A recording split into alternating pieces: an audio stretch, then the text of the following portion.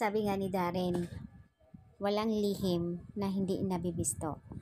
Sa post naman ni Kim Cho kung saan ay nakita ang shoes sa gilid. Kanino nga ba shoes yun? Kulay black. Ang bilis nga naman ng mga Kim Pao fans na kahit kasulok-sulukan nakikita pa rin nila ang ebidensya.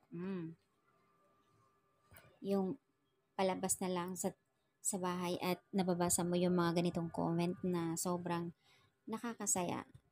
2 points sa mga susuko at Zoom, Big Brother.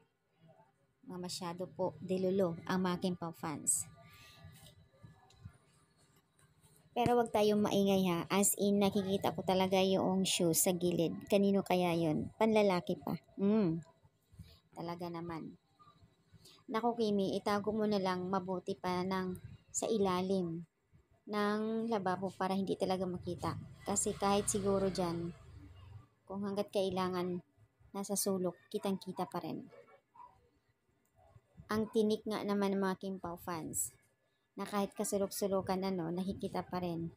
Mahilig siguro ito kumain ng mga kalabasa at ang dinaw ng mga mata. Nakakatuwa naman good vibes. Lahat lumilinaw ang mga mata pagdating sa Kim Pao. Basta Kim Pao talaga ang mga malinaw. The lights naman malabo ang mata. Nasobra nata ng kain ng kalabasa kaya sobrang dinaw na kahit kasulok-sulukan nakikita ang ebidensya. Na kahit i-zoom ko, talagang hindi maaninag. Kailangan ko yata din talaga ng kalabasa. Busted. Oh my gosh, Kim Pao fans. So good. And detective work. Matatawa ka na lang talaga sa mga comment dito. Ang ganila magsuko. Ba't di mo kasi tinago, Kimi? Ayan tuloy nakikitaan kayo ng ebidensya. Ano kaya ibig sabihin nito? Bakit nga ba may sapatos doon sa bahay? I think sa room ni Kim ito.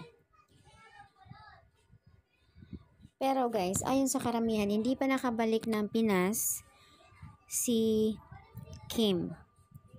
Yung room na sinasabi nila, siguro doon yun sa pinag-istihan nila ni Kim Cho sa California.